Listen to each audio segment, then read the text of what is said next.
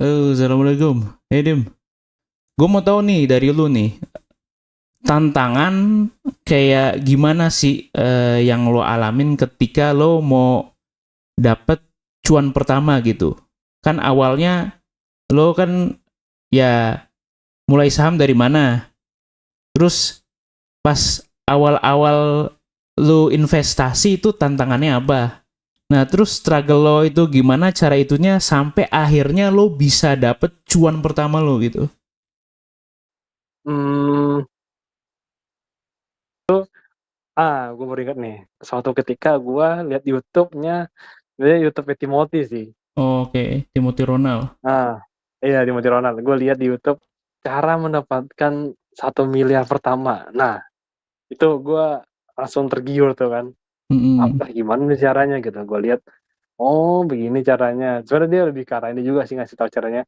eh, Freelance dulu, kerja dulu. Dia kan sebenarnya nggak kerja sih, dia tuh kayak ya freelance gitu, jadi IO, jual-jualan, ya kan ngumpulin duit gitu kan.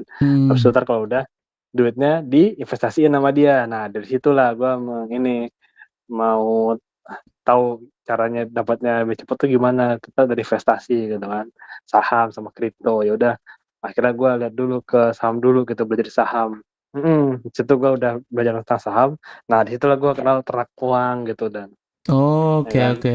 Gue Nice. kenal ternak uang karena ada Timothy, karena Raymond sama Felicia Ciasaka tuh namanya, bertiga Mm-mm. mereka. Nah Nice. mereka membangun ternak uang untuk membangun literasi keuangan Indonesia gitu. Nah itu visi misi bagus tuh kan, wih bagus lah, gue subscription lah gitu, langganan gitu kan, biar gue juga mau tahu juga tentang finansial. Di situ banyak sih, nggak cuma finansial doang, ada kayak asuransi ya kan, eh, keuangan, manajemen keuangan, habis itu kayak saham, kripto ya kan, obligasi, deposito reksadana, itu kan biar kita tuh terliterasi secara keuangan gitu kan. Nah, tapi yang memang buat gua cocok di gua dan memang ada dasar fundamentalnya kayak baseline-nya, kenapa misalkan gua harus membeli sesuatu, sebenarnya aman banget sih enggak, yang lebih aman tuh kayak ya emas lah ya. Maksudnya untuk Nice. melindungi nilai, tapi kalau misalkan untuk yang melawan inflasi dan juga melawan inflasi, terus bisa mendapatkan capital gain, dapetin dividen, terus juga punya kebanggaan punya suatu perusahaan yang besar gitu. Nah dulu gue pas pertama kali investasi itu, gue cuma udah dengan modal 10.000 gitu kan, enggak 10.000 sih, 50.000 sampai 100.000 gitu. Oh, Awal pertama tuh gue beli BRI, harga 300.000, itu gue seneng banget. Gue oke. dengan yang masih muda di umur dua berapa ya waktu itu ya, 2021 gue umur berapa ya? 2021 Kurangin, berarti umur berapa ya? Kan gue 27 kurang dol kurang 4 21 ya? berarti 22, 22, 22 22. ya, ya. Di umur Oke. 22 gue udah punya perusahaan BRI. Wah, keren, gue bangga gitu, seneng. Udah Mm-mm. dapetin capital gain juga ya kan, bisa ngelawan inflasi, bisa dapet cuan juga.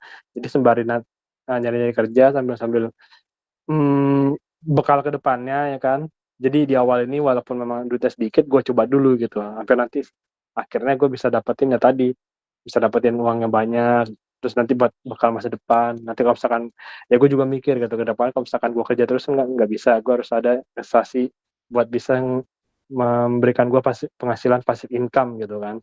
Ya udah, akhirnya gue coba dulu di saham gitu, dan juga gue trigger dari omongannya waktu itu, apa, YouTube Timothy Ronald sih, yang mendapatkan 1 miliar pertama gitu kan, Oke. dari investasi gitu kan. Nah ya udah, akhirnya di situ gue awal mula pengen gitu kan investasi saham. Nah Oh, kenapa investasi saham ya tadi, salah satunya karena adanya fundamental itu loh, yang dimana dia ada alasannya kenapa gue harus beli gitu, karena kan saham itu kan perusahaan ya, jadi kita berkepemilikan, jadi kita harus tahu perusahaannya kayak gimana gitu. Itu fundamentalnya kayak gitu tuh. Jadi walaupun memang nanti ke depannya tiba-tiba ada sentimen gak bagus gitu kan dari perusahaan tersebut, tapi ternyata perusahaannya bagus, ya pada akhirnya naik lagi gitu.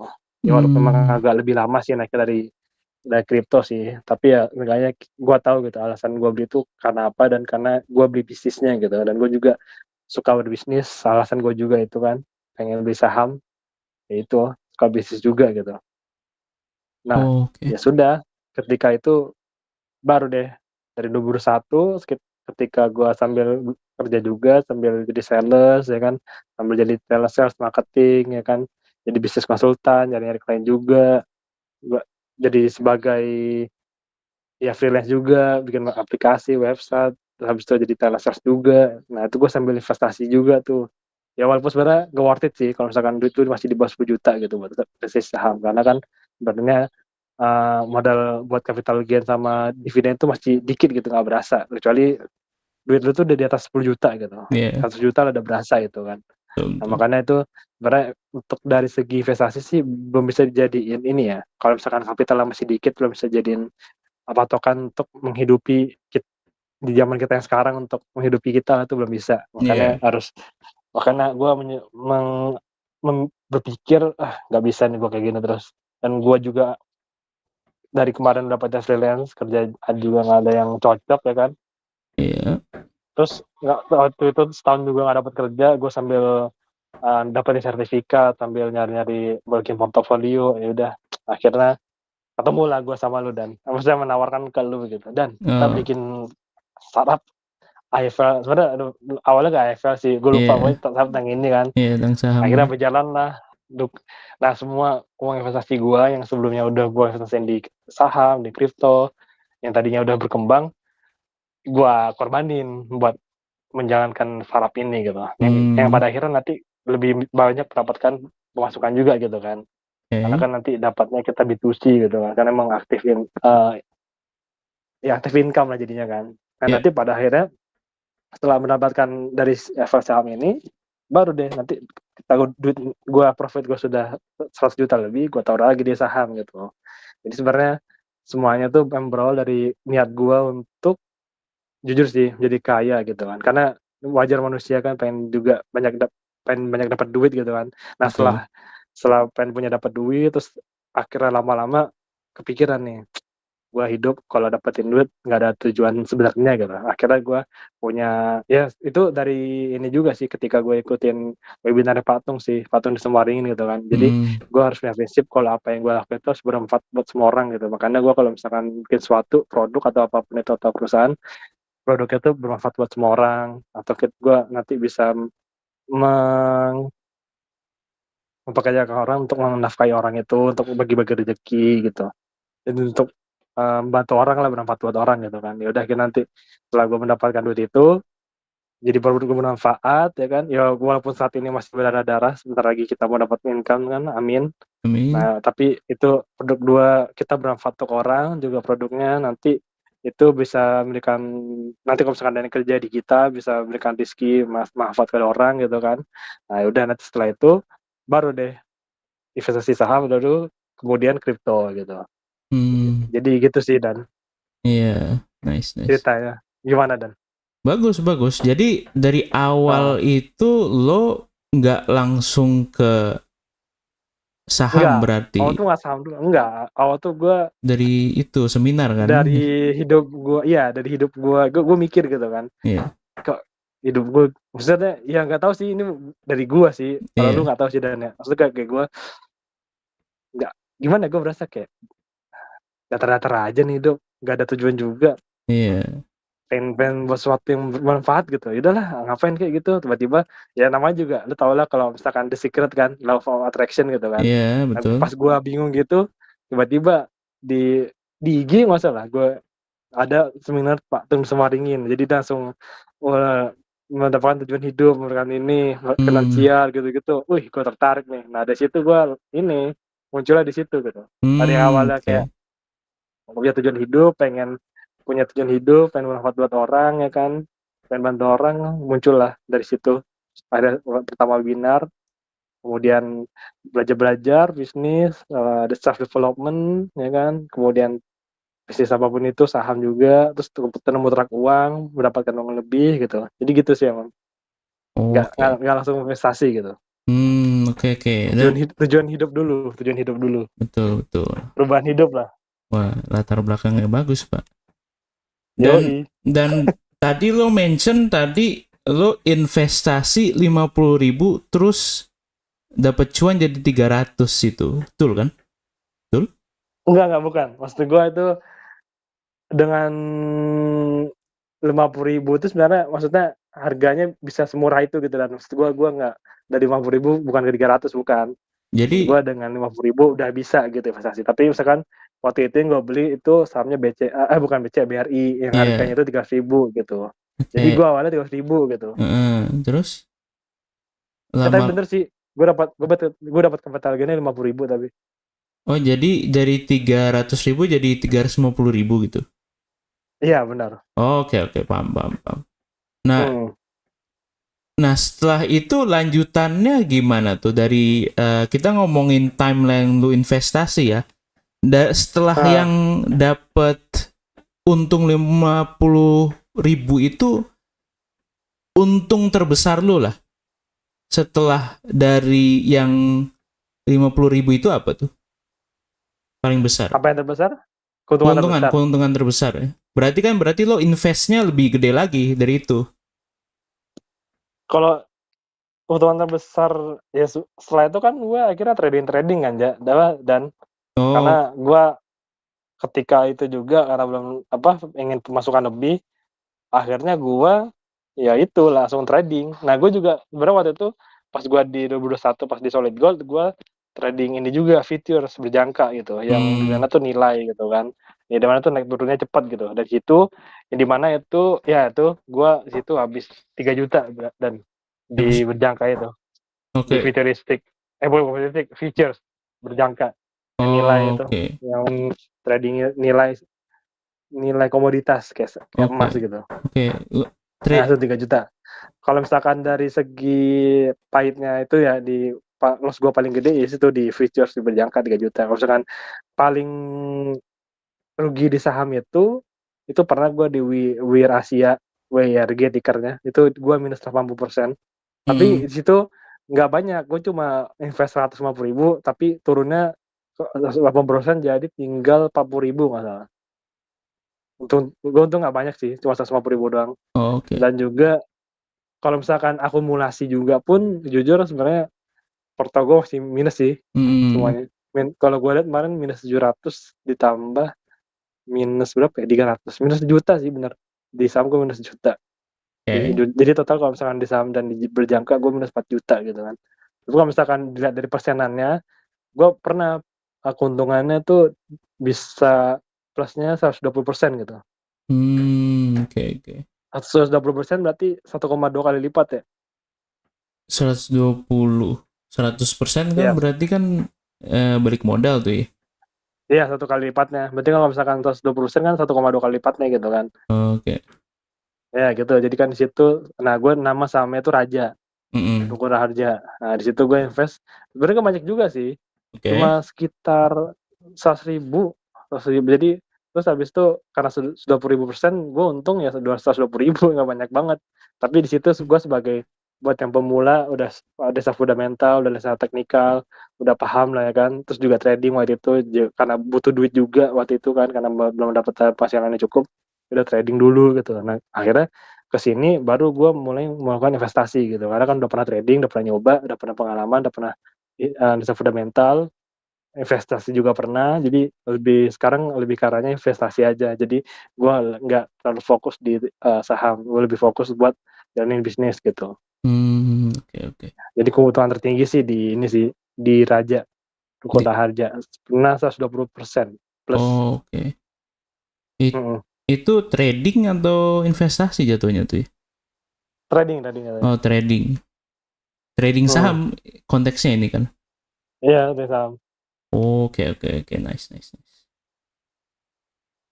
gitu. Dan ya sebenarnya awalnya gue nggak pengen trading sih, pengen investasi gitu kan, pengen belajar doang. Tapi kalau misalkan waktu itu emang karena butuh duit kan, masukan juga, udahlah gue trading sambil coba-coba sambil biar ada pengalaman juga gitu. Ya akhirnya sampai situ ya kita aduh ada untung ada rugi, tapi masih Hmm, banyak ruginya sih. Tapi gue persenan ada juga yang lebih tinggi daripada ruginya. Cuma kalau hmm, total masih minus sih. oke, Kalau oke. misalkan bilang sakit-sakitnya ya belajar-belajar saham, pernah ikut kayak itu seminar sebenarnya. Nggak Hmm, dibolehin sih karena waktu itu pernah mahal kan, dan i- juga ikutin ternak uang ya kan, iya. ikut-ikutin e-course gitu. Nah setelah kalau gue tahu ketika mahal pas orang tua jadi marah, gue ya udah gue diem-diem gitu, Iya. pakai duit gue sendiri buat Hmm, langganan, buat ikut webinar. tentang saham, tentang bisnis gitu. Iya. Ya nggak disetujuin bukan nggak disetujuin sih, nggak direstuin aja. Nggak Iya. didukung lah. Restuin kayaknya iya, nggak didukung aja. Oke, Didukung habis oke. itu ya kadang disuruhnya kerja gitu kan. Iya paham badannya suruh kerja, Iya, pengen paham, paham, atau paham pengennya gue. kerja gitu.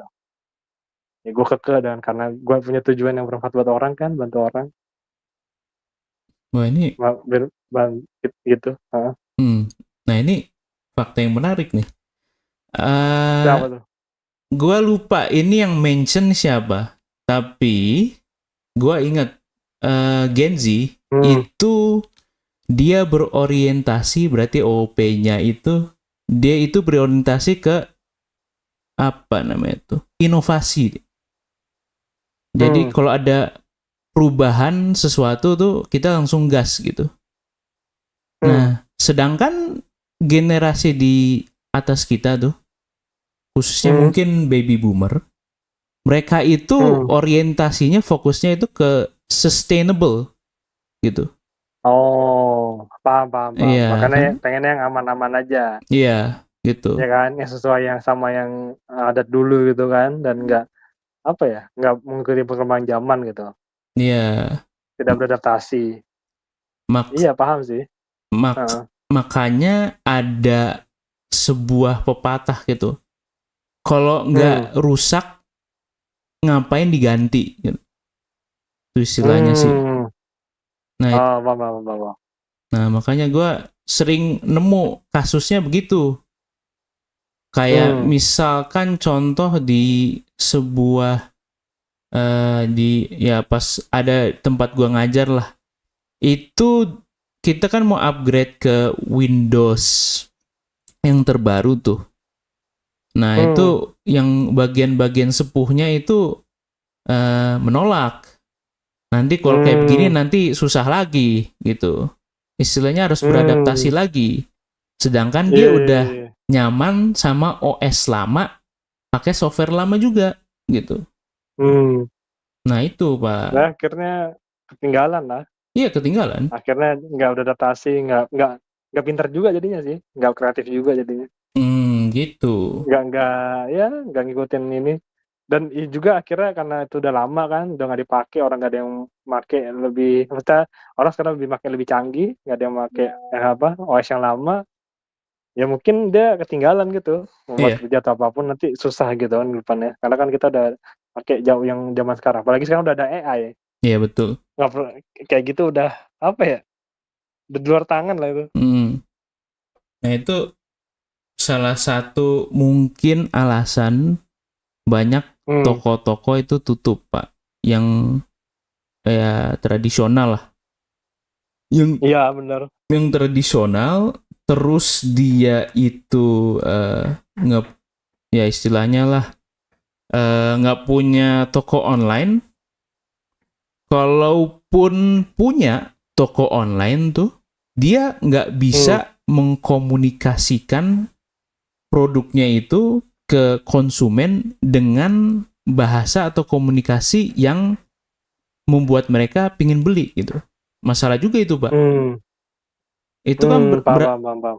ya berarti Iya, kan, gue paham sih. Nah, jadi soalnya kan kadang produk bagus tapi lu nggak bisa menyampaikan atau memasarkannya gitu kan, ya marketingkannya, itu sama aja. Kayak betul. Picasso lah. Lu sendiri gambar Picasso kayak gimana? Aneh-aneh kan? Iya. Tapi gua pernah dikasih cerita kayak gitu kan. Picasso sama seniman lain yang gambarnya lebih bagus gitu. Mm, Tapi karena si Picasso ini pinter tuh buat jualan, buat ya biar orang tuh tahu gitu kan, dan biar harga lebih mahal. Akhirnya ya jadi mahal gitu, jadi laku gitu, jadi banyak yang beli. Jadi oke. makanya kalau misalkan produk bagus tapi nggak bisa dikomunikasikan percuma gitu. Hmm, Makanya gue juga kayak gitu kan, kayak kita yang sekarang walaupun produk jelek nggak apa deh, yang penting bisa komunikasi dan tujuannya itu jelas gitu. Nanti pada akhirnya orang bakal ngikutin gitu, oke, oke, nice, kayak nice. gitu loh. Soalnya Paham. produk udah bagus-bagus, kita nggak bisa makan tinggi, nggak bisa jualin ya kan. Untungnya gue juga ada pengalaman sales juga kan. Betul. Caranya lu juga ada branding marketing juga. Hmm, Ya akhirnya nanti pada akhirnya kita menang dari orang yang misalnya udah jago AI gitu. Maksudnya apa, bukan jago AI juga sih, maksudnya yang baru apa ya, buat dulu sampai bagus, akhirnya baru dijual. Akhirnya kan kita duluan yang maju kan. Iya. Kan akhirnya walaupun produk kayak gini udah apa ya, maksudnya dikatakan inilah, lo tau sendiri pakai presetnya kayak gimana kan, dan Iya. Ya. iya kan. Iya. Tapi alhamdulillah loh, user Alhamdulillah. 22, wih, terus Iya. monthly active user 10. Betul, Kalau gua betul. itu daily active user tuh 1 sampai 5 orang, blog Hmm, sering dibaca ya kan. Kita belum betul. ngepost pun masih ada yang masih ada yang masuk gitu. Walaupun Betul. kadang gua suka intent kita tadi nih error, udah masih harus ini. Masih Hmm, ada kok yang ini akses nice, nice, nice. gitu. Makanya itu juga satu kenapa kalau produk bagus tapi nggak bisa dikomunikasiin ya sama aja nggak ada yang make akhirnya. Dan juga majunya lebih lama gitu daripada yang duluan mempromosikan ya kayak kita lah. Kita kan udah kemana-mana gitu. Gue udah promosiin Expo ya kan, di Expo, udah Hmm, branding di Webihub juga ya kan. Kan bet- itu palangnya kita berdiriin terus kan ke arah betul, luar. betul. Jadi biar orang tuh terpaku gitu. Sebenarnya harusnya bayar tau, dan tapi kan tapi ini baik, nanti Iya, kalau misalkan udah sukses kita ini deh ke iya. Bihab Bihab ngasih, buat ini ya, ngasih sharing-sharing. inilah, iya apapun Heeh. deh, hibah buat yang niat gue kasih hibah tuh. Pokoknya coach dari Indos juga. Iya, betul, Pak. Soalnya Bisa. digratisin semua itu. Mm-mm. Expo gratis, itu gratis, Mm. promosi gratis. Oh iya, betul, betul. Bisa Follower tuh. juga makin banyak kan, dan nggak tahu Iya, tiba-tiba ada aja yang nambah gitu follower. ya, Jadi alhamdulillah, Pak. iya alhamdulillah anjir. Alhamdulillah Ya, berarti sering gitu sih, dan sering ngobrolin itu berarti, Pak. Saham. hmm, iya Iya, itu. bener. Oke. Ya Nah, paling gitu, dan ya paling gitu. Nah, berarti yang mana. udah clear nih. Nah, paling terakhir nih, Nah, Dim. oke.